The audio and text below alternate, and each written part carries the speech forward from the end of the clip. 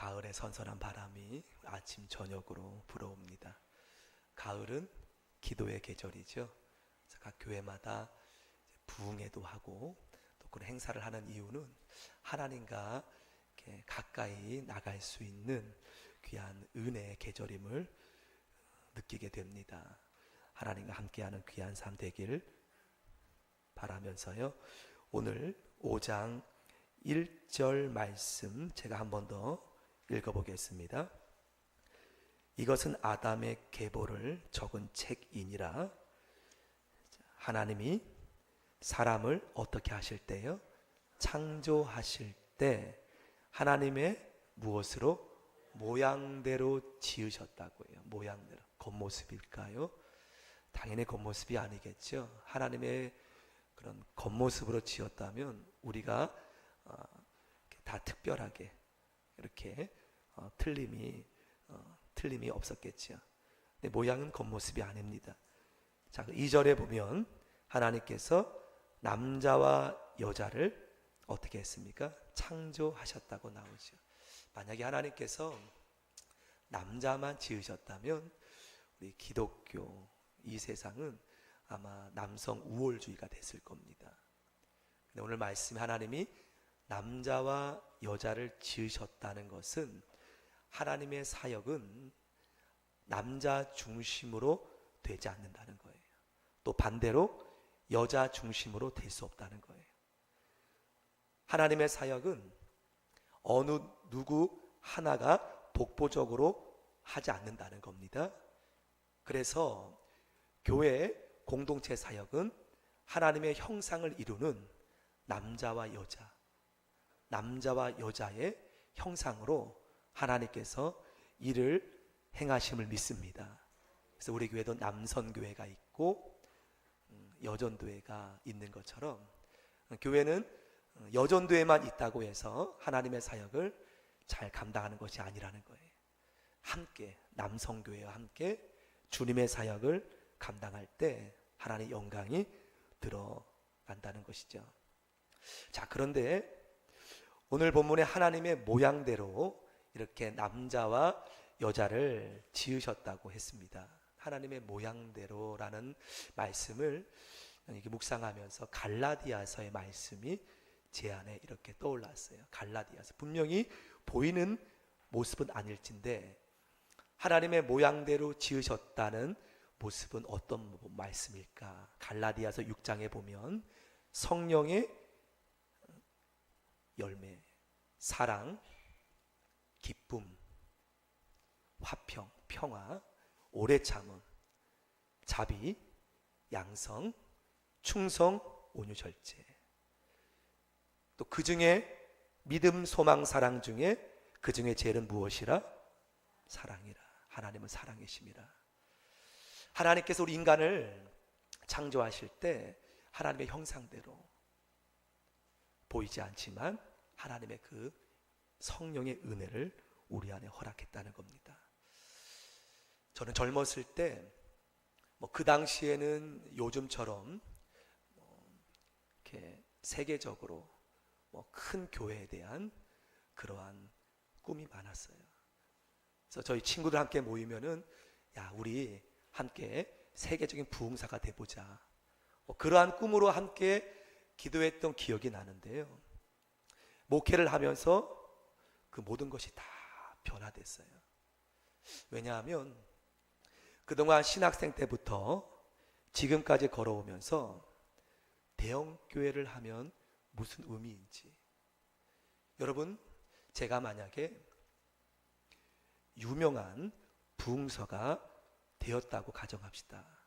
근데 제 안에 하나님의 그러한 모양이 없으면 무슨 의미이겠습니까? 여러분이 높은 직분을 얻었어요. 하나님의 형상이 없다면 그것이 무슨 결과겠냐고요. 신학생 때부터 지금까지 달려오면서 대형교회가 무너지는 소식을 들으면서 그 당시에 그렇게 제가 따랐고 존경했던 분들의 그런 결과가 참 안타깝지만 탐욕, 그러한 부정, 부정직함, 그러한 결과를 보면서 대형교회가 무슨 하나님께 영광일 수 있겠지만 교회를 크게 지어서 결과가 권력으로 마친다면 여러분 무슨 의미가 있겠냐고요. 우리 교회가 커져서 하나님 모양이, 형상이 사라진다면 무슨 의미가 있겠습니까? 제가 유명해져서 제가 마지막에 하나님의 모양이, 형상이 없다면 여러분 무슨 의미가 있겠냐고요. 내 탐욕으로, 내 욕심으로 목회를 마친다면 아무런 하나님께도 영광도 안 되고 여러분도 불행해지고 마찬가지라는 거예요. 하나님께서는 인간을 창조하실 때 그러한 욕심의 목적이 아니었어요. 내 모양대로 너희가 살기 원했고 하나님 형상대로 우리를 지었습니다. 지난주 월요일 날 시차례를 했습니다. 시차례는 모르는 분도 계시겠지만 노회 안에 지역을 나눠서 목사님들의 모임이에요. 또 장로님들도 오시고 교회 대표들의 모임인데요. 저는 1년 전 작년이 생각났어요. 작년 가을 시차례 2번이 있습니다. 봄 시차례, 가을 시차례. 저는 작년 가을 시차례 때는 참석하고 싶어도 참석을 하지 못했어요. 아시는 것처럼 교회에서 계속 목회 청원서가 시차례 통해서 올려야 되는데 올라가지 않았어요. 가슴 아픈 일이죠. 시차례 가지 않았어요. 갈 수 없었어요. 그리고 목사님들이 전화가 많이 왔어요. 너의 서류가 올라와야 노예 상정이 되고 목회를 교회에서 계속 심우할 건지 또한 위임할 건지 서류가 지금 올라오지 않았다는 거예요. 전화가 많이 왔어요. 근데 전화를 제가 받지 않았어요. 무슨 할 말이 없었어요. 제가 무슨 말 하면은 제가 심우하고 있는 교회에 덕이 안 될까 싶어 그냥 할 말이 없었습니다. 그리고 나서 이번 시차례를 참석하면서 마음이 참 이렇게 교차가 되더라고요. 어떤 마음이냐면 예전에는 당연히 참석하는 시차례였어요. 당연히 설마 여기에도 못 오는 분이 있을까라는 생각조차 하지 않았던 시차례였어요. 그런데 이번 가을 시차례 참석하면서 작년 가을이 생각이 났어요. 그러면서 제 마음속에 느껴지는 것은 뭐라 그럴까요? 표현할 수 없는 참 하나님 앞에 참 감격도 있지만 또 한 가지 마음은 시차례에도 여러 상황으로 올 수 없는 목사들이 많겠구나. 이 시차례에도 전 당연히 가는 모임인 줄 알았는데 그러한 시간을 제가 뜻하지 않게 겪게 되면서 시차례에도 오지 못하는 분들이 계시겠구나. 그러면서 이 마음을 하나님 앞에 제가 영원히 간직하고 싶다. 영원히 간직하며 달려가고 싶다. 그러한 분들을 사실 전에는 제가 몰랐습니다. 하지만 그러한 시간을 겪으면서 당연히 온다는 이 모임에도 오지 못하는 목회자가 있겠구나라는 것을 느끼면서 이 마음으로 내가 평생 산다면 참 하나님 앞에 참 늘 보람되고 감사하겠다는 생각이 들었습니다. 사랑하는 여러분, 때문에 여러분이 저를 위해 기도할 제목은요, 세계적인 부흥사, 큰 교회, 여러분 그렇게 돼서 하나님 모양이 사라지면 기도할 제목은요, 서정필 목사 평생토록 영원토록 그 마음에 하나님의 형상이, 하나님의 모양이, 하나님의 형상이 사라지지 않는 그러한 목회자 되도록 기도해 주십시오. 또 우리 기쁨의 교회가 하나님의 모양대로 만들어지는 교회 되길 축원합니다. 부흥되는 것도 좋지만 여러분 부흥되면서 하나님의 모양에 점점 잃어간다면 무슨 소용이 있냐고요? 점점 교회의 탐욕으로, 욕심으로 우리가 다 변해가 버린다면, 그렇죠, 하나님의 모양대로 만들어가는 우리 교회가 되기를 원합니다. 제가 참 존경하는 목사님이 한경직 목사님이세요. 한경직 목사님. 참 그분은 그렇게 큰 영락교회를 담임하면서 마지막까지 그 삶이 변하지 않았어요. 마지막까지 청빈, 하나님 앞에 깨끗함. 한국교회 위해서 많은 일을 하셨지만 그분의 삶이 달라짐이 없다는 것을 보면서 많은 도전을 받게 됩니다. 자, 오늘 그런 가운데 하나님께서 5장 전반부의 모습을 통해서 한 가지 깨닫는 것이 있어요. 바로 그 사람이 에녹입니다. 에녹. 자, 에녹의 모습을 보면은요, 여러분 아시겠지만 에녹 전후의 말씀에는 평균 나이가 900세예요. 800세입니다. 여러분 800세면 어떻고 900세면 어떻습니까? 여러분이 오래 산들, 부하게 산들, 오늘 에녹 전후의 모습은요, 결과가 무엇입니까? 죽었더랍니다. 죽었더라. 몇백 세에 죽었더라. 아무리 부하게 한들, 아무리 장수한들, 인간의 결과가 오늘 말씀에 죽었더라고 맞춰요. 죽었더라. 다 놓고 간다는 거예요. 다 놓고. 여러분, 그런데 이 룰을 깨트린 사람이 바로 방금 말씀드린, 어떻게 보면은 전후의 선조와 후손으로 비교해 볼 때 가장 짧은 인생을 살았던 에녹입니다. 대체로 900세, 800세였지만 에녹의 나이는 365세. 하지만 그의 삶의 결과는요, 선조와 후대와 달리 죽었더라가 없었어요. 여러분, 원래 하나님께서 인간을 에덴에 지으셨을 때는 죽음을 창조하지 않았어요. 영원토록 하나님과 함께 지음받은 그런 인간 존재였다고요. 죄의 결과가, 안타깝게도 죄의 결과가 사망이라는 거예요. 하나님의 설계는요, 인간의 삶 속에 죽음은 포함이 없었어요. 근데 죄의 결과로 말미암아 인간은 죽음을 피할 수 없는 안타까운 존재가 되었다는 거죠. 990세를 살면 무슨 소용입니까? 마지막 결과가 어떻게 됐습니까? 죽음으로 끝나는데 하나님 마음이 아프다는 거예요. 하나님 마음이 아프다는 거예요.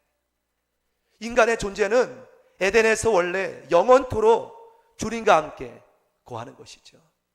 때문에 이것을 깨트리기 위해 예수님께서 죄를 짊어지셨어요. 인간의 죄로 말미암아 파생된 모든 결과를 그분께서 대신 짊어지시고 마지막에 죽음도 깨트리셨어요. 때문에 여러분이 예수 그리스도를 믿으면 우리 마음의 영생이, 하나님의 영원한 태초의 목적이 우리 삶 속에 이루어짐을 믿습니다. 때문에 마태복음 1장에 보면 죽었더라고 안 끝납니다. 낳고로 마치는 것은 예수님께서 모든 죄를 짊어지셨고 부활하시면서 사망의 모든 권세를, 죄의 죽음의 모든 권세를 깨뜨리고 이기신 은혜가 임했다는 겁니다. 그러므로 저와 여러분이 예수님 안에 산다면 더 이상 죽었더라로 끝나는 삶은 완전히 끝나는 줄 믿습니다. 더 이상 죽었더라는 여러분의 관계가 없는 목적이라는 거예요. 영원히. 자, 오늘 에녹의 말씀을 같이 한번 읽어보겠습니다. 21절부터 24절 제가 한번 읽어보겠습니다. 21절부터 24절. 에녹은 65세에 무드셀라를 낳았고 여러분과 똑같이 자녀를 낳았어요.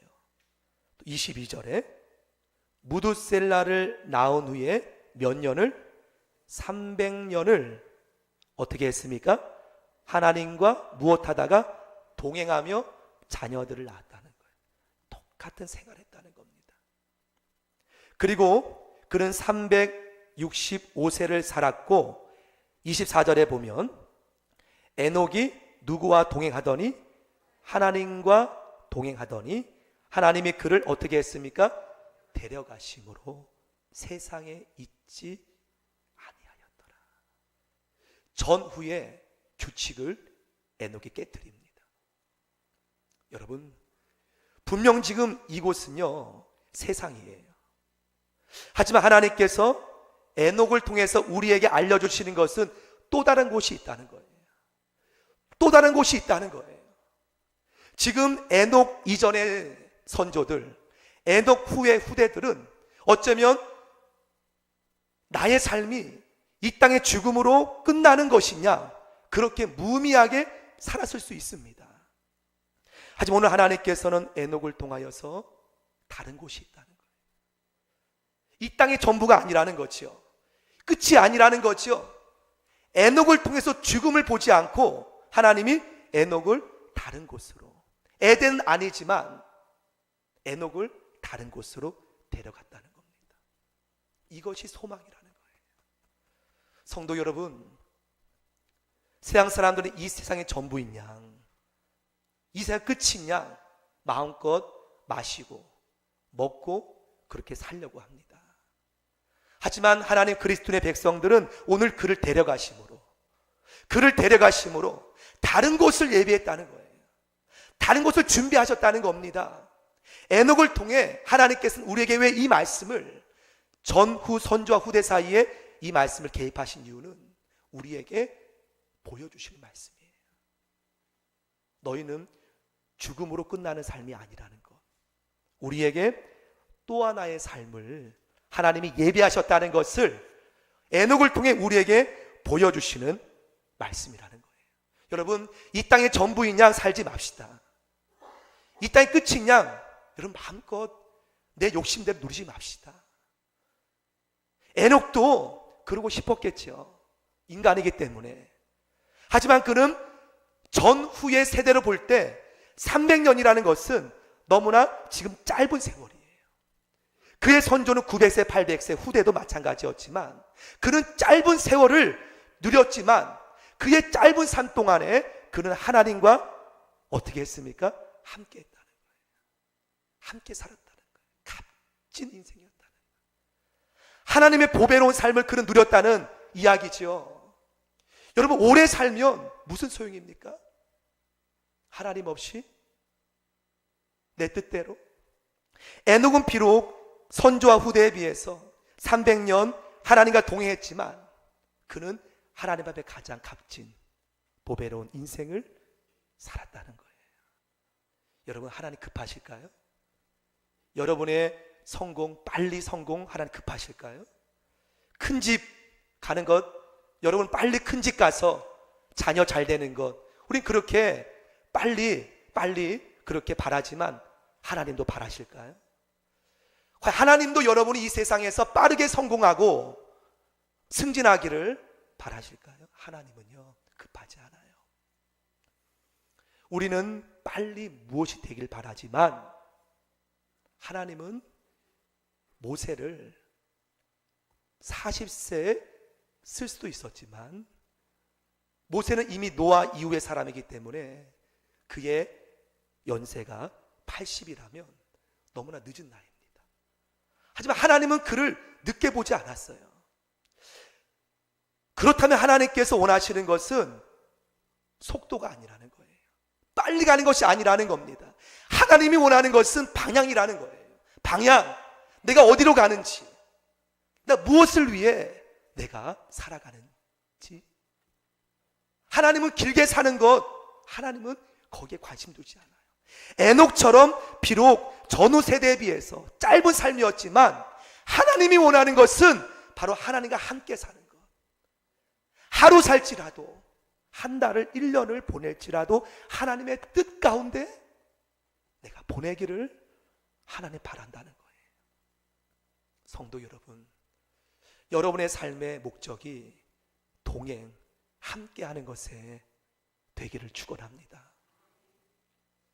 내가 이 땅에서 잘 되는 것, 부유한 것, 성공 바랄 수 있어요. 하지만 하나님도 그렇게 바라냐는 거죠.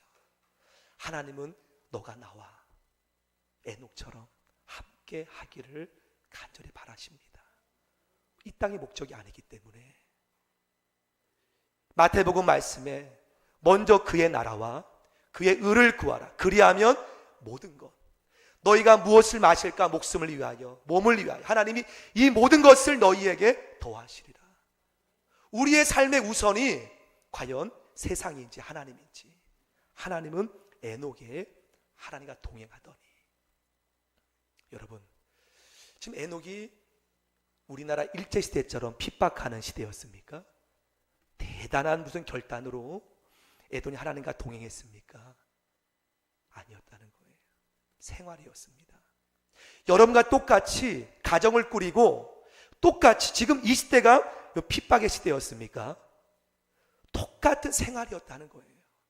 하지만 에녹은 밥을 먹으면서 일을 하면서 자녀를 낳으면서 그의 삶이 하나님과 함께 하더니 그를 데려갔다는 거예요. 여러분, 이 땅이 더 좋다면 에녹을 그대로 두셨겠죠. 하지만 그곳이 더 아름답기 때문에 죽음을 보지 않고 에녹을 하나님께서 데려갔다는 겁니다. 사랑하는 여러분, 뭐 큰 거 내가 하나님 좀 더 기다려주세요, 이것만 풀리면 하나님과 함께 할게요. 여러분, 하나님 그걸 원치 않아요. 지금 작은 삶 속에 지금 나와 함께하기 원한다는 거예요. 그러면 모든 것을 하나님이 더한다는 거죠. 저희 아들이 신학을 준비하겠다고 공부하고 있어요. 이제 1년을 더 준비하게 됐지만 제가 아들에게 이런 말을 했습니다. 승환아, 아들아, 급하니? 1년을 더 준비하니까 급하니? 하나님도 급할까? 하나님도 급할까? 하나님도 신학이 급할까? 아니라고 말했어요. 하나님은 급하지 않다 그랬어요. 하나님은 준비되는 것, 너가 신학을 언제 하든 하나님은 관계없다는 거예요. 하나님께서 원하는 것은 삶 속에 하나님과 함께하는 삶, 함께 동행하는 삶. 그럼 때가 되면 하나님께서 너의 길을 인도할 거라는 믿음이 있습니다. 그런 확신으로 가라고 제가 조언을 한 적이 있어요. 성도 여러분, 오늘 에녹의 삶을 통해서 하나님은 방향을 원한다는 것, 하나님과 함께하는 삶을 통해 하나님이 여러분을 통해 하나님의 뜻을 이루는 큰 영광으로, 하나님 영광으로 임하기를 축원합니다. 함께 말씀을 기억하며 함께 일어나셔서 찬양으로 경배하겠습니다.